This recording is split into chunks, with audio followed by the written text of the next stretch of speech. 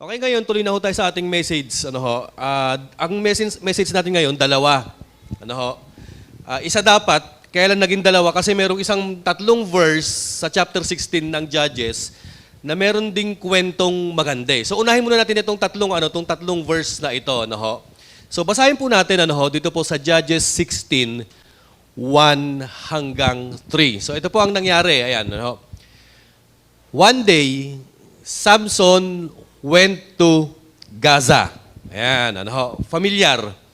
Gaza right now is the place wherein nagkakaroon ng gera ang Israel at saka ang Hamas. By the way, ang pinaka-meaning pala ng salitang Gaza sa Hebrew, ang ibig sabihin pala is strength or strong.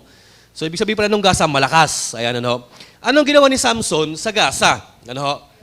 Where he saw a prostitute. Ayan, pagka sinabing prostitute, alam na natin ibig sabihin yan. Yung mas malalim na term, yung King James Version, ang ginamit, harlot. Ayan, He went in to spend the night with her. Ayan. Ito na naman si Samson.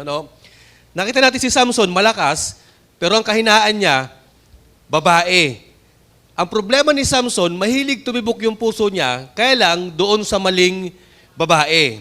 Biruin mo, Philistine na nga yung babae, ang malupit dito, prostitute pa. Okay, so number 1 na meron tayo sa verse 1, ito po, yung sin and its defilement. Ayan, meron nangyari kay Samson, yung sin and defilement. Anong mali ni Samson? Number 1 na mali niya ito, pumunta sa maling lugar, pumunta sa Gaza. Pangalawang pagkakamali ni Samson, ito po. Actually, hindi naman siguro pagkakamali ito, pero nagkaroon siya ng kaisipan na nung nakakita siya ng prostitute, in-entertain niya. Church, tandaan po natin, there is nothing wrong seeing a prostitute. Wala akong kasalanan pag nakakita ka ng prostitute. Ang kasalanan, ito. Pag nilapitan mo, inamoy mo, hinawakan mo, and then kumanta ka ng sharing the night together. Yan, dyan pumapasok ang kasalanan with a prostitute. The problem with Samson, ganyan yung kanyang ginawa. Nakakita siya ng prostitute, nilapitan niya, kinausap niya, and then they shared the night together. Alam niyo, church, kung ikaw kalalakihan ka, kahit palibutan ka ng 100 prostitute, kung wala kang gagawin dyan, walang kasalanan yan. But then si Samson, anong ginawa niya? He went into spend the night with her. So yan, yan po ang tinatawag nating sin and its defilement. So alam naman natin na para kay Samson, bawal na bawal po yan. Actually, hindi lang po kay Samson. Para sa lahat ng tao, bawal na bawal yan. The problem with Samson, ito na, hindi na siya natuto. Ayan, kumbaga may kanta tayo sa kanya Ayan ka na naman. Patukso-tukso, ayan, hindi na natuto. Ayan, sabi mo sa katabi mo, yan ka na naman Ayan, yan ka na naman. Ayan. Okay, pangalawang bagay na meron po rito, ito po, basahin natin yung verse 2. The people of Gaza were told. So, alam naman natin na yung mga taga-Gaza, yung mga Philistines dyan, kalaban ni Samson. At alam naman natin, sa mga clash nila, sa mga skirmishes na nangyari sa kanila with Samson against the Philistines, talagang laging talo yung mga kalaban, yung mga Pilisteo. So ano ginawa nila? Sabi ng mga taga-Gaza, nandito si Samson yung kalaban natin. Ano ginawa? So they surrounded the place and lay in wait for him all night at the city gate. So kumbaga, itong mga taga-Gaza, yung mga Philistines na kalaban ni Samson, nagtawag na, nag-abang na, in-stock na siya, at aambusin siya. Kasi may plano silang masama kay Samson. They made no move during the night saying, at dawn will kill him. Ayan, nagbanta na sila kay Samson. Siguro si Samson, kasama yung prostitute, nakaabang na yung mga pana nila, yung mga sibat nila, yung mga espada nila. Paglabas ni Samson, kinabukasan, aatakihin natin siya, aambusin natin siya, imamasakar natin siya kasi para makaganti na tayo. Ayan. Church, tandaan ninyo, pagka tayo nakikipaglaro sa kasalanan, ang demonyo parang ganyan. Nakaabang lang yan. Nag-aantay lang yan ng opening mula sa'yo, saka kanya titirahin. Ganyan ang ginawa ng mga Philistines kay Samson. At alam nyo ba, kaya sila ganito kay Samson? Listen to this, church. Kasi punong-puno ng galit ang mga Philistines kay Samson Kaya nga, ang dami nga nalaga sa kanila dahil kay Samson. Tandaan nyo, tingnan nyo ito, Pagka mayroong mga taong galit sa inyo, lagi kayong ini-stock niyan. Ayan. Lagi kayong tinitignan yan. Lagi kayong inaalam yan. Ayan. Actually, akala nyo yung mga kaibigan nyo na nangangamusta sa inyo, pati yung mga taong may galit sa inyo, lagi kayo kinakamusta niyan. No? Kung minsan titignan yung mga post nyo, yung mga Instagram ninyo, yung mga social media accounts ninyo, palaging titignan yan, i-stalk nila yan. Aalamin nila, no? So kung ikaw, kapatid, may mga taong galit sa'yo, expect mo na maraming tao ang laging nakamasid, nagmamatsyag, at talaga nakatingin sa'yo, kagaya ni Samson. Ano? So ito na, yung mga Philistines, paglabas ni Samson, pagdating ng umaga, aambushin na natin siya. Ano nangyari? Yung pangalawang point dito, ito po, yung pangalawang point, meron pong trouble, stalk and ambush. Ayan, So nakaabang yung mga Philistines, they are stalking and planning to ambush Samson. Yung pangatlo, ito na yung pangatlo. Ano ginawa ni Samson doon sa pangatlo? Verse 3. But Samson lay there only until the middle of the night. Hindi na nagpaumaga si Samson. Ayan. Siguro bakit kaya ang affair niya with the prostitute hanggang alas 12 na lang ng gabi? Siguro nakita niya, pangit naman siguro ito. Ayoko na. siguro na-realize niya, kasalanan tong ginawa ko, Lord. Itigil ko na. Ayoko na, Panginoon. It's not good. Siguro natauhan. Kaya siguro dapat ang plano niya, siguro sabi ng prostitute, hanggang umaga tayo. Okay. Siguro sabi ni Samson, hindi. Uwi na ako, kasalanan. Natauhan si Samson. Sabi niya, kasalanan to. So kaya siguro hanggang kalagitnaan ng gabi, nag-decide siya na lumabas. So biruin mo, may mga tao nakaabang sa kanya. Ano nangyari, no?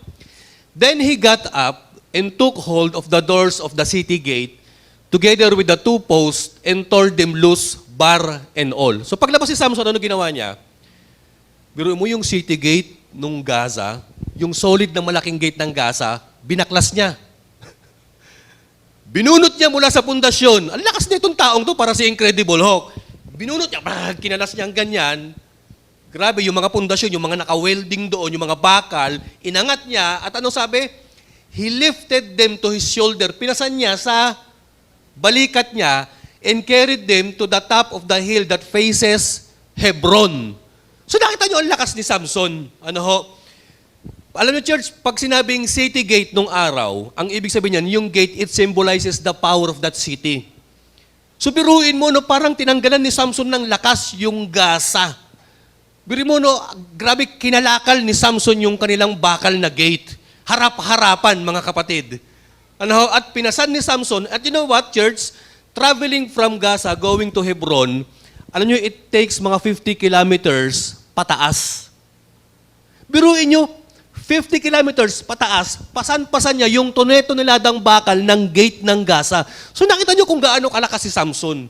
Ngayon, nasa na dito yung mga taong nag-aabang kay Samson? Natakot. Nasa na dito yung mga taong mag-aambush kay Samson? Nagtakbuhan na. Kasi baka mamaya malamang sinasabi nila, takbo na tayo, baka mamaya ipalo sa atin yung gate natin. Baka mamaya iwas-iwas sa atin ito ni Samson. Abay, tulog sila nun, mga kapatid. Alam mo ba, So ito yung pangatlo. Sa kabila na nagkaroon ng sin and defilement si Samson sa kanyang sarili, sa kanyang spiritual life and physical na katawan, nagkaroon ng ambush and stalking. Ito, nagkaroon naman ng strength and deliverance. Ayan, okay. Dito na tayo magko-conclusion. Pero ito yung unang mensahe natin. Ang conclusion natin, ito po, church, listen to this. Guys, especially when you are in the Lord, with the Lord, or serving the Lord, be always careful to the places you go, to the things that gets your attention, and to the people whom you associate with. Kasi mamaya yan ang sisira sa atin eh. Mabuti na lang si Samson, by the grace of God, nakawala, nakatakas. Biro mo may pabaon pang solid na gate, mga kapatid. So dito na tayo, next na tayo sa ating, ito yung pinaka-main topic natin ngayon. Ang title nito po, When Love Gone Wrong. Noong nakaraan, anger gone wrong. Nagalit si Samson, nagkaroon ng mga maling komplikasyon yung galit niya. Ito naman, na umibig yung ating bida at nagkaroon din ng mga mali at pangit na consequences at side effects sa kanyang pag-ibig. Okay, let us read yung verse 4 lang. Ayan, Pagtapos nung kinuha ni Samson yung gate ng kalaban, sometime later, he fell in love. Listen to this, church. This is the only first time na sinabi sa book of the Judges that Samson fell in love. ito talaga totoong na-inlove yung ating bida. Di ba't nung una nakapangasawa siya ng Philistines, actually hindi totoong pag-ibig yun eh, last lang eh. Yung pangalawang babae na nakilala niya, yung kanina, yung prostitute, wala lang din, last lang din ito eh. But this time, grabe, yung ating malakas, matipuno, guwapings na bida, na in love. Kaya lang kanino?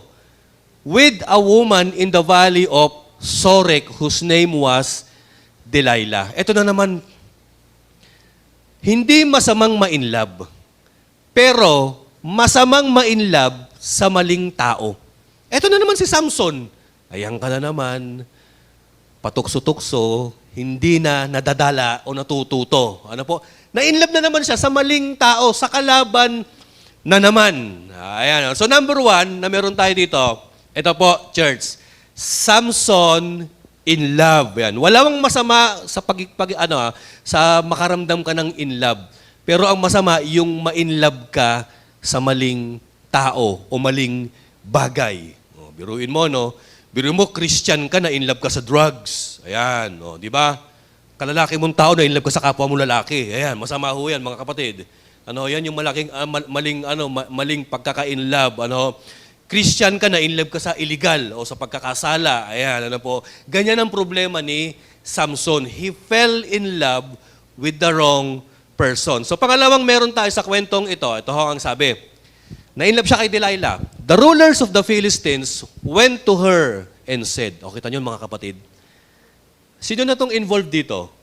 Yung rulers na ng Philistines. Yung mga leader na ng mga Philistines. So biro nyo, kaya kanina nga ang sabi ko, Pagka ikaw may galit ang tao sa'yo, palagi kang pinag-uusapan, palagi kang pinagkwekwentuhan, palagi kang pinagmamatyagan, palagi kang ini-stalk, pinapalo up. So biruin nyo, no? Pati ba naman love life ni Samson, inalam na ng mga taong may galit sa kanila. Sa kanya. Okay, ano? So sabi ng mga Pilisteo, uy, na-inlove yung ating kalaban. Kanino? Kay Delilah, sa kababayan natin. Ayan, maganda. Ito na nangyari. Ano sabi nila? Sabi nila kay Delilah, see if you can lure him into showing you the secret of his great strength and how can we overpower him so that we may tie him up and subdue him. Each one of us will give you 1,100 shekels of silver. So sabi ng mga maharlikang leader ng mga Philistines, sabi kay Delilah, Delilah, sige na, in love sa'yo yung kalaban natin, ha? Alamin mo, tanungin mo siya, linlangin mo siya, kung papaano siya nagiging malakas. Tapos pag nalaman natin yung sekreto niya, mag-aambag-ambag kami, bibigyan ka namin ng maraming pera. Biro mo yung 1,100 shekels of silver, marami po yan, milyones ho ngayon yan. So ang pangalawang point nito sa kwento natin, na-inlove si Samson, ito pangalawa, ang problema, yung taong kina-inlaban niya, hindi naman inlove sa kanya. Si Delilah, ang talagang kulay ni Delilah, she was in love with the money. Ayan. Delilah's love for money. Yan ang problema. Ayan ang problema ng mga kalalakihan kung minsan. Pagka ang taong minahal mo, hindi ka pala mahal at mahal lang pala yung pera mo, delikado ka. Yan ang problema ni Samson. Mahal ni Samson si Delilah, hindi niya mahal si Samson. Ang mahal ni Delilah, pera. Actually, si Samson nga, walang pera, pero pera ng ibang tao para gamitin, para talunin yung taong nagmamahal sa kanya. So, Delilah's love for money. Alam niyo ba, church, kung ano ibig sabihin ng pangalang Delilah? Weak. Ayan, mahina. So, biruin mo, ito ang ironic sa kwento natin. Si Samson, napakalakas, almost invincible, hindi matalo ng mga libu-libong kalalakihang Pilisteo, pero ang ipantatalo lang ng mga Pilisteo, babaeng mahina. Weak. Ano, nakakapanghinayang itong kwento natin. Ano? Okay, sunod dun sa outline. Ano? Ito, pangatlong meron tayo sa kwentong ito. Samson's lies and Delilah's deception from verses 6 to 15. Ano? Basahin po natin ito, medyo mahaba-haba eh. So Delilah said to Samson, Samson, sabihin mo naman kung ano yung sekreto ng lakas mo. Siguro may lambing na rin, pa masamasahe, Sabihin mo naman, Han, palagay-lagay ng lotion, tsaka ng efficacy oil, tsaka ng katingko na pahid-pahid yung likod ni Samson. Laki-laki ng muscle mo, Han. Grabe, laki ng bicep mo, yung tricep mo, ang laki ng shoulder mo. Ayan. Kaya lang yung utak mo maliit. Kasi naman talaga ang nangyari kay Samson Church. Ano? So, biruin mo, no? Sabi nung Delilah na ito, sabihin mo sa akin kung ano yung sekreto ng lakas mo. Ayan. At kung papaano ka matatalo at maitatali. Alam mo kung ikaw si Samson, siyempre pag-iisipan mo na ng masama yung mahal mo. Tama ba? At alam mo, knowing na itong babaeng kasama mo, kababayan ng kalaban mo, kababayan ng mortal enemy mo. Siguro kung ikaw si Samson, magdududa ka na. Kaya lang ang problema ni Samson, sa verse 7, nakipaglaro, sumagot. Nagsinungaling naman siya, sumagot naman siya. Ito sabi ni Samson, kung sino mang magtatali sa akin ng 7 sariwang panali na hindi pa napapatuyo, ano sabi niya? I'll become as weak as any other man. Nakita niyo yung sabi ni Samson? If anyone ties me with 7 fresh thongs that have not been dried, I'll become as weak as any other man. Actually, ito yung tong na to, yung panali, yung ano sa pana eh. Kasi mas matibay po yan pagka napatuyo. Kaya lang ang sabi ni Samson, yung hindi pa na ipapatuyo. Ayan. Grabe yung sagot ni Samson, ano, may pagka, alam niyo ba yun, yung may pagka-superstitious belief. Ano? Minsan merong isang lalaking mababa, nagtanong sa isang elder, paano pong sekreto pag ako'y tatangkad? Ang sabi nung matanda sa kanya, gumising ka ng umaga, kunin mo yung hamog ng halaman, tapos ipahid mo sa mukha mo umagang umaga, lalaki ka. Yan, mawawala ng talab yan pag humawa ka ng pagong. Minsan naisip ko, ano kaya relasyon ng pagong doon sa paglaki?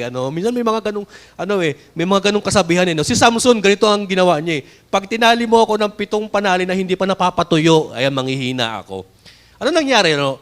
Sa verse 8, ito po, then the rulers of the Philistines brought her 7 fresh thongs that had not been dried, and she tied him with them. So nagbigay yung mga rulers, ito Delilah, ito yung gano'n. Itali mo na habang natutulog si Samson. So si Samson natutulog, tinali na. And then in verse 7, with men hidden in the room, may mga lalaki na naman na nakapanghanda na para mag-ambush, she called to him. Sabi ni Delilah, ginising niya si Samson, Samson, ang mga Pilisteo nandito na. Pero ano ginawa ni Samson? But he snapped the thongs as easily as a piece of string snaps when it comes close to a flame. So the secret of his strength was not discovered. So dumating na yung mga Pilisteo, sumigaw si Delilah, gumising si Samson, pinitik lang yung panali. O ito kung ikaw si Samson, sinabi mo yung kunyaring sekreto ng lakas mo at nakita mong tinali ka na ni Delilah, anong ibig sabihin yan? Tratraido rin na ako ng babaeng mahal ko. Kung ikaw naman si Delilah, at pinagsinungalingan ka ng taong patay na patay sa'yo, anong isipin mo? Niloloko ka lang niya. So in short, etong love story ni Samson tsaka ni Delilah, isang malaking kalokohan. Ayan. Isang malaking kasinungalingan. Isang malaking panlilinlang na tila baga ang mga karakter ay nag-i-exist lamang sa mga mapanlilang na isip ng mga direktor sa mga telenovela. Ayan. Pero totoo pala nag-i-exist, mga kapatid. So biruhin nyo, no? Mahal na mahal ni Samson si Delilah, pero pinagsisinungalingan niya. Si Delilah naman, alam niyang patay na patay si Samson sa kanya, pero pinaglilihiman naman siya. Anong klaseng pag-ibig ito? Alam ni Church, may mga tao talaga na kahit na anong pilit, hindi talaga dapat magkatuluyan. Tama po ba?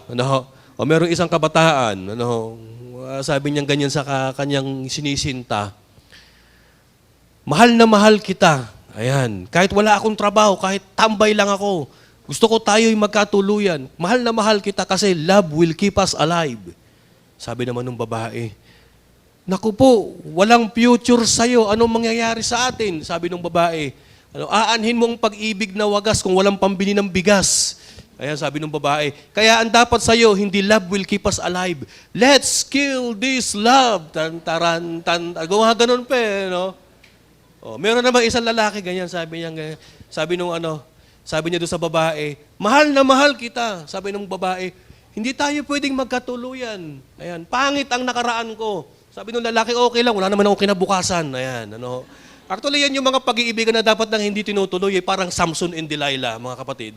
Yung bang pag nagkatuluyan, hindi langit ang ang bahay niyo, yung impyerno O third level ng impyerno, mga kapatid. So dito, pagdating dito pa lang, nakita natin sa relationship ni Samson and Delilah, talagang hindi na magandang nangyayari. Pero ito sa verse 10, inulit-ulit ni Delilah, Then Delilah said to Samson, "You have made a fool of me." Ginagawa mo naman akong kahihiyan nito, Samson Nagsinungaling ka sa akin. Ngayon sabihin mo sa akin kung ano talaga. Come now, tell me how you can be tied. Paano ka pa talaga manghihina at maitatali? Sa verse 11, ito na naman, nagsinungaling na naman si Samson. He said, "If anyone ties me securely with new ropes that have never been used, I'll become as weak as any other man." Kung itatali mo ko yung panali na bagong-bago, manghihina ako at matatalo ko kagaya ng isang ordinaryong tao lamang. Ito na nangyari sa verse 12. So Delilah took new ropes and tied him with them. Tinali ni Delilah. Talagang mahigpit. Then, with men hidden in the room. Ito na naman, may mga kalalaki na naman na nakatago doon sa kwarto, mga Pilisteyong sundalo. Nakatali na si Samson, tinawag na naman ni Delilah, "Samson, ang mga Pilisteyo nandito na." Nung nagising si Samson, ano nangyari? Pinitik lang niya yung tali at yung mga Pilisteyo, nagpulasan na naman. Ito yung pangalawang pagsisinungaling ni Samson at pangalawang panlilinlang ni Delilah. Sa tingin nyo ba, karapat-dapat pa bang ituloy ang pag-iibigang ito? Actually, hindi na Kasi wala nang trust and love with each other Hindi naman mahal ni Delilah si Samson Actually, binibenta na nga ni Delilah si Samson Pero si Samson, mahal na si Delilah to the point na halos sabihin niya kung ano yung sikreto niya. So, ano nangyari? Inarte na naman si Delilah. Sa verse 13, let's further read. Delilah then said to Samson, "Hanggang ngayon, ginagawa mo kong kahihiyan, ginagawa mo kong fool, ginagawa mo kong mangmang," sabi ni Delilah. "At ikay nagsisinungaling sa akin. Ngayon sabihin mo sa akin kung paano ka pa talaga maitatali." Ayan. Anong sagot ni Samson? He replied, "If you weave the 7 braids of my head into the fabric and tighten it with the pin, I'll become as weak as any other man." So while he was sleeping, Delilah took 7 braids of his head, wove them into the fabric. So ito pala, may idea tayo kung ano itsura ni Samson. Long hair pala si Samson na merong 7 braids. 7 yung trintas nung kanyang buhok. In short, si Samson pala parang rakista. Listen to this. Napapalapit nang masabi ni Samson yung sekreto niya. Nung una, tali-tali lang Ngayon, nasabi na niya yung hint ng kanyang strength, which is his hair. Nasabi na niya. Ganyan ang temptation. If you keep toying and playing with temptation and sin, malalapit ka ng masabdyo niyan at masakmal niyan.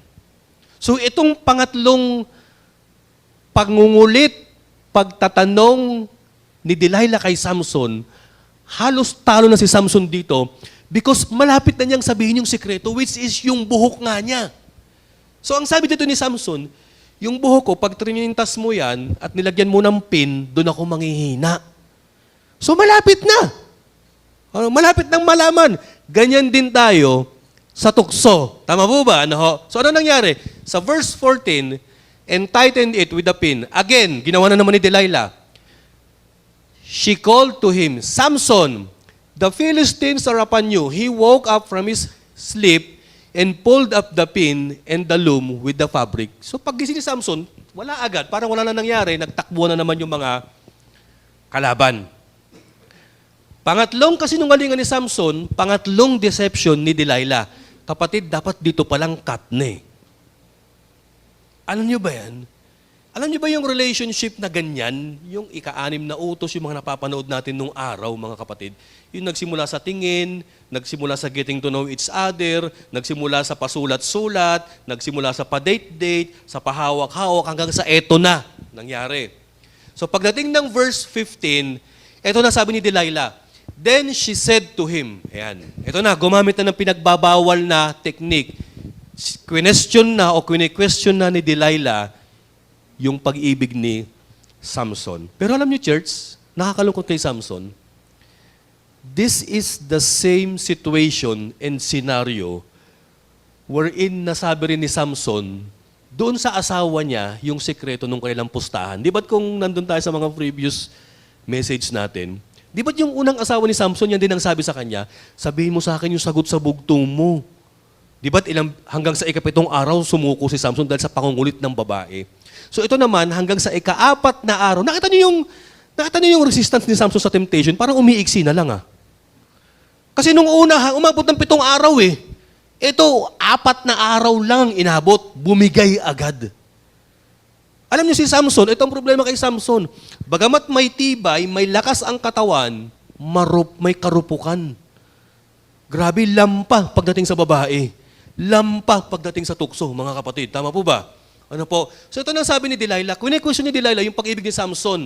Then she said to him, paano mo masasabing mahal mo ko kung hindi ka naman nagsasabi ng totoo sa akin? If you won't confide in me, hindi ka naman nagtatapat sa akin. This is the 3rd time you have made a fool of me and haven't told me the secret of your great strength. Ito na yung pangatlong niloloko mo ko at hindi mo sinasabi sa akin yung totoong source ng lakas mo. Ito na, ano sabi ni Samson? Ano sabi ito sa next verse? Sa verse 16, basahin po natin na nangyari. No? Next verse. Ito na. With such nagging, she prodded him day after day until he was tired to death. Ito na. Ang ginawa ni Delilah, may kasama ng verbal abuse kay Samson. Sinisermonan na niya, pinagagalitan na niya, tinatalakan na niya, at ang sabi, araw-araw. Actually, may kasama na ng pananakit daw ito, sabi ng ibang mga Bible scholars yung, doon ka na, ayaw na kita. Kinukurot na si Samson, ginaganon-ganon na, ginaganon. Oh, totoo yan, may kasama ng pisikalan si Delilah, hindi mo sinasabi sa akin yung sikreto ng lakas mo. Ginaganon na niya. So ano nangyari? Siyempre, kung ikaw naman, lalaking tao ka, nakukuitang ka na, mahal na mahal mo, anong gagawin mo? Basahin natin yung verse 17. Tingnan natin ano ba yung karugtong dito? So he told her everything. Ayan, sinabi na ni Samson, patay na, eto na. Ang sabi ni Samson, alam mo ba, Delilah, mula pa nung pagkakabata ko, hindi na ahit yung ulo ko ng barbero. Hindi ako nagupitan. No razor has ever been used on my head, he said, because I have been a Nazirite set apart to God since birth. Biro mo yung sikreto mo, yung secret nyo ni Lord, yung tipan niya with God, yung testament ni Samson, yung agreement niya with God, yung vow niya with God, yung Nazirite vow niya. Wala na. Sinabi na niya. Because I have been a Nazirite, set apart to God since birth. If my head were to shave and my strength would leave me and I would become as weak as any other man. Nakakalungkot, mga kapatid. Nasabi niya, pag inahit yung buhok ko, yung ulo ko, iiwanan na ako ng aking lakas. Doon tayo sa outline. Ano yung pang-apat na meron sa kwentong ito, mga kapatid? Ito na po. From verses 18 na hanggang 22, makita natin yung lost na nangyari kay Samson. Maraming bagay ang nawala kay Samson. Basahin natin yung verse 18 hanggang 22. Ito na po. When Delilah saw that he had told her everything, nung nalaman ni Delilah, kaya pala napansin ko sa lalaking to, hindi nagpapagupit. Rocky star, long hair. Yung pala sikreto ng lakas niya. Biro mo kahit marami ng kuto, balakubak, hindi nagpapagupit. Yung pala yung sikreto ng lakas niya. Grabe, no? Ito na ang ginawa. Kinontak ngayon ni Delilah yung mga rulers ng Philistines. Come back once more. He has told me everything. So the rulers of the Philistines returned with the silver in their hands. Ayun, dala-dala na yung reward money. Verse 19, let's read further. Having put him to sleep on her lap, abiruin mo, no, nakatulog pa doon sa sopa nila, pa yung ulo ni Samson, siguro inihimas-himas, mahal na mahal kita, ayan. Si Samson naman, sige patulugin mo ako, Han. Di ang sweet-sweet pa nila. Ito na, having put him to sleep on her lap, she called a man to shave off the 7 braids of her hair, of his hair. So nagtawag ng barbero si Delilah. Grabe, no? Pwede naman siya yung mag-ahit. Malamang pati buhok ni Samson matigas, eh. Nagtawag ng barbero para ahitin, kalbuhin yung ulo yung buhok ni Samson. And so, began to subdue him, and his strength left him. Ayan. Nawala na yung lakas ni Samson, kapatid. Pagdating sa verse 20, then she called, Samson, the Philistines are upon you. Andiyan na yung mga Pilisteo, yung mga kalaban mo. Si Samson, bumangon, kala niya malakas pa siya. He awoke from his sleep and thought, I'll go out as before and shake myself free. But he did not know that the Lord had left him. Ito ang masaklap kay Samson. Iniwan na siya ng lakas niya, pati ang mismong Panginoon, iniwan siya. What happened next? Sa verse 21, then the Philistines seized him. Ayan, dinakip na siya, tinali siya, gouged out his eyes, dinukot yung mga mata niya, and took him down to Gaza. Ayan, total, ninakaw mo yung gate namin. Ayan, itali ka na namin ngayon, bulag ka na. Dinala siya dun sa Gaza. Anong trabaho ni Samson? Binding him with the bronze shackles, they set him to grinding in the prison. Naging tagagilig siya. So may tali siya rito na bakal, na bronze, at parang, meron siyang makina na siya yung nagtutulak pa ikot-ikot, at naging tagagiling na lang si Samson. Sa verse 22, ano pa yung nangyari? Ito maganda. Pero yung kanyang buhok, mula nung inahit, nagsisimula na namang tumubo again after it had been shaved. So ano yung mga bagay na nawala kay Samson? Tignan natin yung 5 bagay na nilista ko na nawala kay Samson. Alam niyo, ito nakakalungkot kay Samson eh. Akala niya hindi siya tatraidorin ni Delilah. Pero nung nagupit na niya ni Delilah, nung nawala na yung buhok ni Samson, sa tingin niyo, church, anong hugot dito ni Samson na naman kay Delilah? At ano naman siguro yung sasabihin sa kanya ni Delilah? Malamang si Delilah nag-ala Britney Spears na naman eh. No? Oops, I did it again. I played with your heart. You lost in the game. Oh baby, you thought I'm in love. Ayan. And I am sent from above. I'm not that innocent, sabi ni Delilah. O sa inyo naman sa tingin nyo, church, sa tingin nyo anong hugot ni Samson dito? Alam niyo si Samson nag-ala Tom Jones. Why, Delilah, tononononan. Oh. Why? Wala na, bulag na eh. Mahina na eh. Natali na eh. Natalo na eh. O, di nag-ala Tom Jones ka na lang. Nakasalamin, wala nang mata, kumakanta. So, biruin nyo, no, grabe ang nangyari kay Samson. Secret weapon ng Israel, natalo ng isang babaeng mahina. So, ano yung mga bagay na nawala kay Samson? 5 bagay, ito po. Nawala kay Samson yung kanyang lakas. Biruin nyo, hindi na maipagtanggol yung sarili niya. Hindi na matanggal yung mga tanikala niya. Hindi na maiwasiwas yung kanyang mga kalaban. He lost his strength. Ano yung pangalawang bagay na nawala kay Samson? Aside from yung literal na mata niya, ito, yung sight niya, yung paningin niya. Actually, church, kahit na meron pang mga mata si Samson, mahina talaga si Samson sa vision and perception eh. Mahina nga kumilatis ng babae eh. Mahina nga makadiscern ng katotohanan eh. Mahina nga makadiscern ng sin and temptation eh. Kaya siguro, kaya karapat-dapat lang na matanggalan siya ng mata literally and physically. Actually, bago pa man matanggal ang mata ni Samson, matagal na siyang bulag.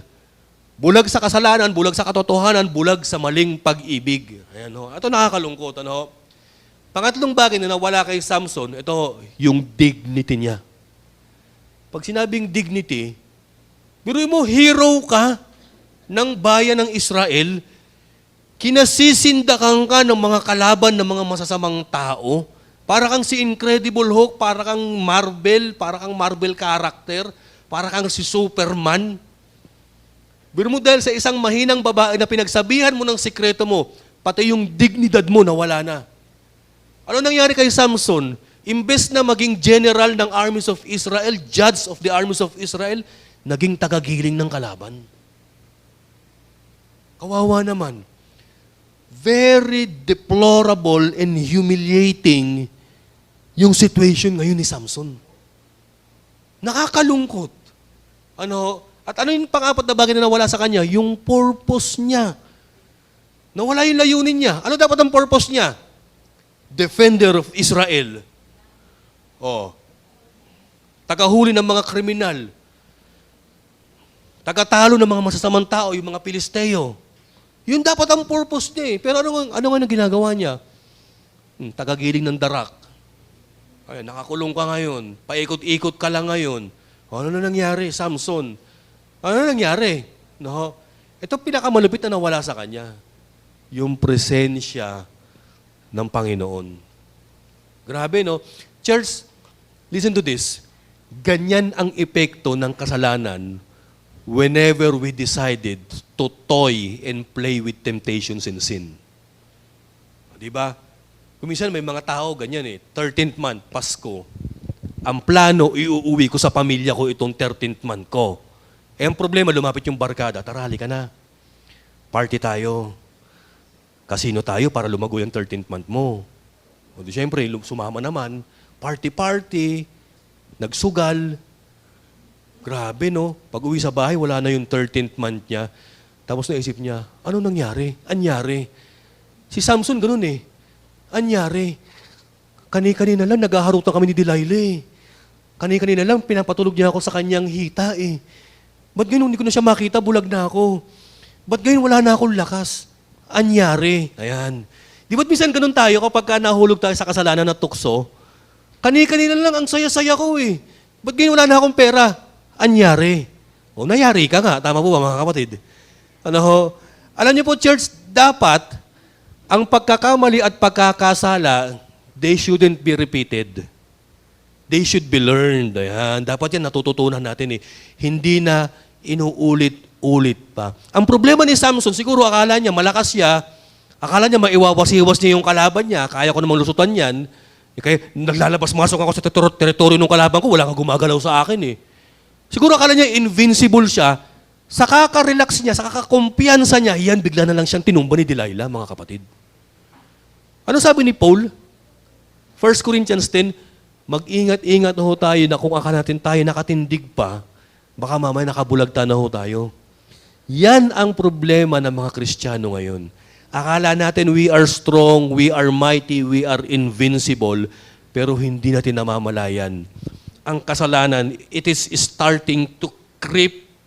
Ibang gumagapang na sa kaloob-looban natin hanggang sa makurap tayo, hanggang sa ma-entice tayo, hanggang sa mabuwal na niya tayo. No? So kawawa si Samson, actually pati yung discernment niya lahat nawala. Okay, ano po yung mga bagay na pwede nating matutunan sa kwento na itong taong ito? Ito ho, number 1. No mighty man of God is invincible. Walang mighty man sa Bible ang invincible o walang kahinaan. Lahat ho tayo may kahinaan. Ayan. Si Samson, ano ang kahinaan niya? Babae. Si David, ano ang kahinaan niya? Babae rin. Si Haring Saul, ano ang kahinaan ni Haring Saul? Katigasan ng ulo. Rebellious. Sino pa? Si Elijah. Anong kahinaan ni Elijah? Masyadong senti. Ayan. Si Moses, anong kahinaan ni Moses? Minsan mainitin ang ulo. Si James Indian, anong kahinaan? Yan, mainitin din ang ulo. Si Peter, ano ang kahinaan ni Peter? Yan, naunang magsalita kaysa mag-isip. Ganyan si Peter. Madaldal masyado, maepal masyado si Peter, ayan, impulsive, ayan, aggressive. So lahat po ng mga mighty men of God in the Bible, lahat po sila, hindi po sila invincible. No, lahat po tayo, hindi tayo invincible, lahat po tayo vulnerable. Nakita niyo po yan. Na anytime, pwede tayong matukso at hilain, knock out ng pagkakasala. Ano? Pangalawa po, ito po yung pangalawang lesson natin dito, be careful whom you trust and share your secrets. Ayan. Alam niyo, church, ano sabi sa 1 Corinthians 15:33? Bad company corrupts good character. Nakita niyo to? Mag-ingat-ingat ho tayo sa taong pagtatapatan natin, pagsasabihan natin ng mga sekreto natin. Grabe, shinare ni Samson yung kanyang sekreto kay Delilah eh. Brinod ka sa buong Philistines eh. Na-experience nyo ba ito? Yung bang may ikwento ka sa isang kaibigan mo mamaya-maya, alam na ng buong barangay? Ano? Delikado kapag ganyan, kapatid. Oh, mag-ingat-ingat ka sa mga taong hinihingan mo ng counsel. Ayan, sa mga taong sinesharean mo ng mga sikreto mo, struggle mo, o kaya kung ano-anong mga plano mo sa buhay. Ayan. Be careful whom you trust and share your secrets. Pangatlong bagay po, na pwede ho nating makuha rito. Listen to this, church. An anointed life should be a life of overcoming and not conforming and compromising. Isa pa sa pinaka-problema ni Samson, aside from he has a tendency to toy and play with sin and temptation, ito po, masyado siyang, alam niyo ba yun, yung nakikicompromise sa kalaban. Masyado siyang nakikiconform sa mga babae. Ang problema, hindi niya iningatan yung kanyang anointing. No? Panghuli, yung pang-apat. Ano ba yung pang-apat na meron tayo? Listen to this. Consequences of poor choice and playing with temptation. No? Meron ako naisip na 5 o 4 na bagay na consequences ng poor choice and playing with temptation. Number 1, ito po. Listen to this, church. Sa Facebook, nagparamdam yung isang kaklase namin ni Jenny. Nag-survey daw siya ng mga tao ang edad 30 hanggang 40 anyos. So pag sinabing 30 to 40 years old, ito yung mga edad na career person. Kalakasan to pagdating sa career. Nasa peak sila ng kanilang mga career. May dalawa siyang tanong sa survey. Yung unang tanong, anong pipiliin mo? Ito yung tanong ano yung pipiliin mo? Number 1, ito. Magiging 65 years old ka, pero meron kang 10 million pesos. Pangalawa, ito. Magiging elementary ka, reset lahat ng pagkakamali mo. Nagtanong siya sa amin, sabi niya, ano ibig sabihin nito, Jenny, Jonic? Mas maraming tao na edad 40 hanggang 30 ang pinili yung bumalik sa pagkabata, sa kabataan, para i-reset ulit at ayusin yung buhay nila. Ibig sabihin nito, church, alam niyo po kung ano? Sa edad 40 hanggang 30, maraming tao pala full of regrets. Parang si Samson. Full of regrets. So kung ganyan pala, na mas pinili nilang bumalik sa nakaraan nila kaysa maging senior citizen na merong 10 million pesos, ibig sabihin pala, marami palang tao nagsisisi sa mga poor choices in life right now. Kayong mga kabataan, habang bata pa kayo, you have a lot of choices, pagkakataon, marami kayong chances in life, marami kayong opportunities in life na pwedeng dumating sa inyo. So therefore, ayan, pakiayos-ayos yung decisions and yung choices at ang pagpili ng mga bagay-bagay ninyo sa buhay, kapatid. Alam niyo po, church, nung ako'y bata, ang pinakagusto kong type of exam, hindi yung identification, yung multiple choice. Dahil kahit papaano, kahit na hindi ko alam yung tanong o yung sagot, meron akong 25% na pwedeng maitama yung sagot ko. Multiple choice. Kaya lang ang problema ngayon, ang daming multiple choice sa buhay natin, kaya lang palaging mali ang choices natin. Nangyayari kagaya ni Samson. So number 1, na pwede nating matutunan about Samson's poor choice in life. Ito po, Today's compromise promises tomorrow's defeat. Tandaan nyo yan, church. Ano-ano yung mga entanglements and compromise na ginawa ni Samson sa buhay niya, yung mga engagement na ginawa niya? Pumupunta palagi siya sa land ng kalaban. Pumupunta sa Gaza, pumupunta sa Sorek, pumupunta sa mga Pilisteo. O, nakapangasawa ng Pilisteo. O, nakipagkaibigan sa prostitute. O, na-inlove kay Delilah. O, biruin nyo yung compromise ni Samson ngayon. Ano-ano yung guidelines doon sa kanyang Nazirite vow? Lumayo ka sa mga taong hindi pwedeng magpalago sa'yo. Huwag mong hawakan yung mga pinagbabawal na mga bagay at huwag mong gagawin yung mga bagay na pinagbabawal sa isang vow mo. Pero ano ginawa ni Samson? Lahat po yan, violate niya. Number 1 na ginawa ni Samson, nakipag-compromise siya. Church, ano ibig sabihin ng compromise? Pag sinabi nakipag-compromise ka, nakipag-agree ka eh. Nakipagsang-ayon ka, nakimerge ka, ayan. Nakimekos-mekos ka na, ayan, yan ibig sabihin ng compromise. Ano? Ano ibig sabihin ng mekos-mekos? Ano nga ba? Halo-halo, mix-mix. O, di ba? Pagka yung mga values mo, yung mga virtues in life mo, yan, nakimekos-mekos ka na, yan na, yan. Mayayari ka na rin, mamimix-mix ka na rin. O, so, number 1 lesson dito, today's compromise promises tomorrow's defeat. Bagamat yung kompromiso mo ngayon, hindi mo pa inaani yung side effect niyan, yung talab niyan, yung consequences niyan, malamang sunod na linggo, sunod na buwan, sunod na taon, or in the next years to come in your life, you will reap the consequences of your compromise with ungodly people. Oo, totoo po yan. Tandaan nyo, sabi ni John Maxwell, ang isang tao kaya nagiging successful, madalas, hindi dahil sa talagang magaling siya, hindi, dahil sa mga taong nakapaligid sa kanya. So kung piniligiran mo ang sarili mo ng mga taong spiritual, iaangat ka, i-compromise mo yung sarili mo sa mga taong matitino, mabubuti, abay talagang tomorrow, hindi defeat ang mangyayari sa'yo. Success will happen in your life. Pero kung nakipag-compromise ka naman sa mga bawal na tao, sa mga maling relationship, wala. I guarantee you, tomorrow's defeat will happen in your life. Not sooner or later, kapatid. No? Pangalawa po, ito ho. Pangalawa, today's recklessness, ayan, guarantees tomorrow's powerlessness. Ito problema ni Samson eh. Reckless siya. Akala niya anytime he can berserk against those enemies. Yung bang pag nag-berserk, nagwala siya, akala niya iwawasiwas lang niya yung mga kalaban niya, uumbagin lang niya, hahatawin lang niya ng jawbone, magwala lang siya. Akala niya ganun-ganun lang eh. Pero biruin mo, no, ang nakaalam ng sekreto niya, Delilah, meaning weak. Grabe, napaka-ironic na itong kwentong ito. Ano? So today's recklessness guarantees tomorrow's powerlessness. Magpabaya ka, subukan mo.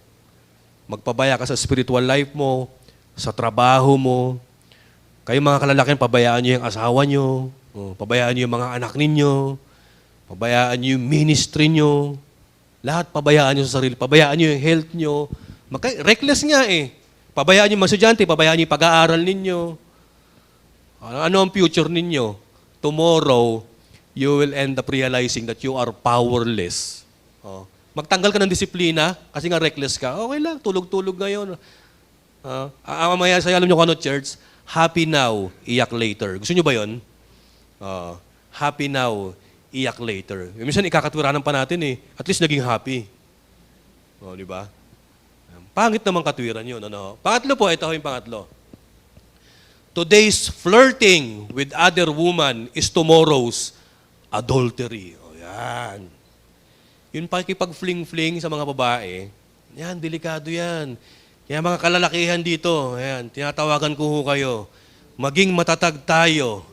Ayan, kasi tukso darating po yan eh. Ano? Ayun na, meron sa mga Kristiyanong kalalakihan eh. Ano? Kaya nga ho tayo naging Christian para ilayo tayo ni Lord. Ayan. Ano? Di ba mga elder, mga diakono, ayan. Kaya kayo naging diakono at naging elder para ilayo kayo ni Lord. Kaya nga tayo nilayo ni Lord sa pagkakashowbiz natin eh. Ayan. Para mailayo tayo dyan eh. Di ba? Buti na lang naging elder ako. Ayan. Buti na lang naging pastor ako. Ayun. Buti na lang hindi ako naging sikat, naging artista, naging rockista, o naging basketball player. Ayan. Kasi yung mga ganun po, hindi ko naman sinasabing babaero sila. Ang sinasabi ko, nandun sila sa isang posisyon na matukso o tuksuhin. Biruin mo, sikat na sikat ka, dami nagkakapansa yung mga kababaihan, no, di ba? Ikaw naman, syempre, lalaki ka rin na nai-inlove. Parang si Samson, no? Yan ang problema ni Samson, eh. Ano? Alam na nga niyang mahina siya, nilagay pa niya yung kanyang sarili sa isang vulnerable position, kaya siya natumba. Ano po? Pang-apat po, ito yung pang-apat. Today's playing with sin assures tomorrow's slavery to sin. Nakita niyo si Samson, hindi niya ma-dispose si Delilah. Nakita niyo si Samson, hindi siya makapag-move on doon sa unang asawa niya. Ganyan ang problema eh. Pag ang kasalanan, nakaugat na, inugatan ka na, naku, mahirap na makapalagyan. Kaya habang maliit pa ang ugat, ayan, tanggalin mo na. Sabi mo sa katabi mo, tanggalin mo na yan. Oh, kailangan iwas-iwas na natin yan. Today's playing with sin assures tomorrow's slavery to sin. Naalala niyo yung kwento dati ng mga pastor sa Church of Christ? Meron daw isang ministro, pumasok sa beer house. Mamaya-maya, may kausap na GRO, kapatid, anak ka ni Lord, mahal ka ni Lord. Di sabi ng babae, tara pastor, sayaw tayo. Di nagsayaw-sayaw sila. Mahal na mahal ka ni Lord, sabi ng pastor. Next week, babalikan kita. Di bumalik, nagbensahe na naman yung pastor. Mahal na mahal ka ni Lord. Ayan. Sabi ng babae, tara pastor, sayaw ulit tayo.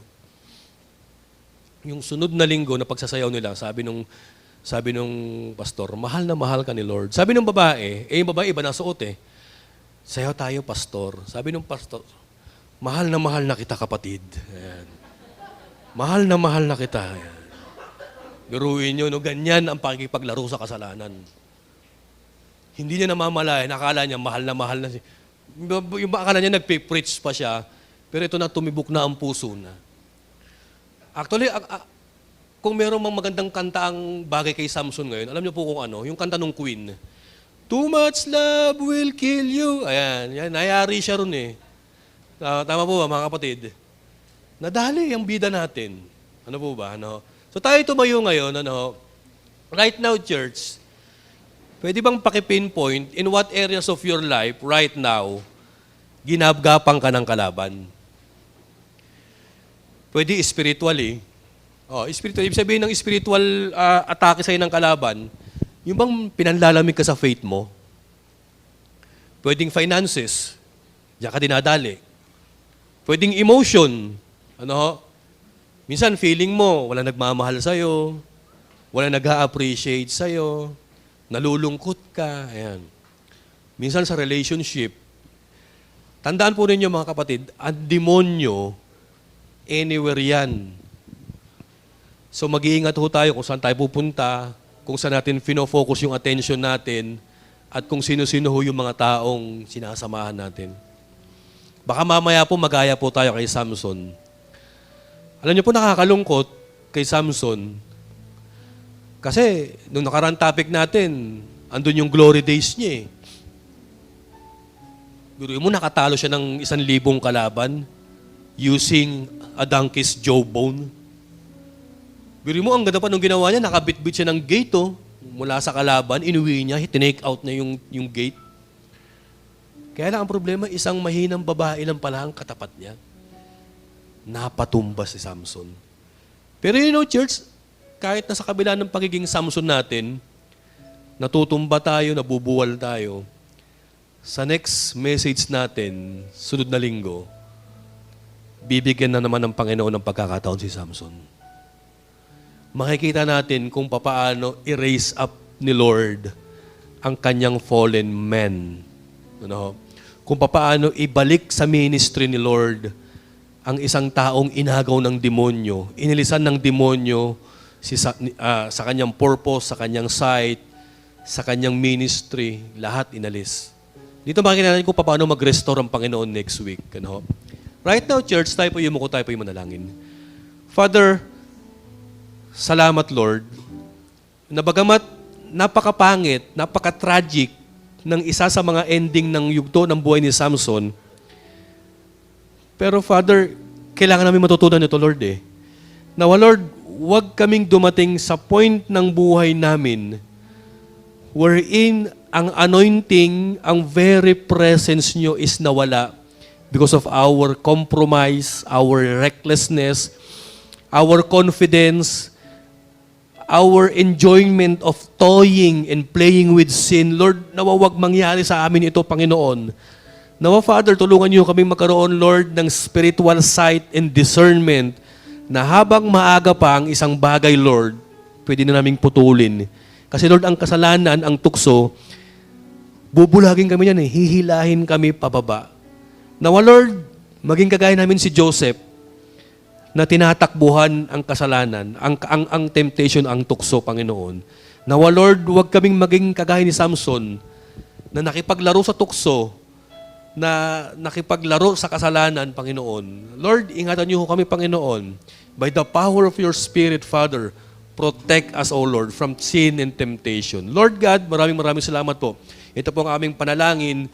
In Jesus' name we pray. Ang lahat ng anak ng Diyos ay magsabi ng Amen.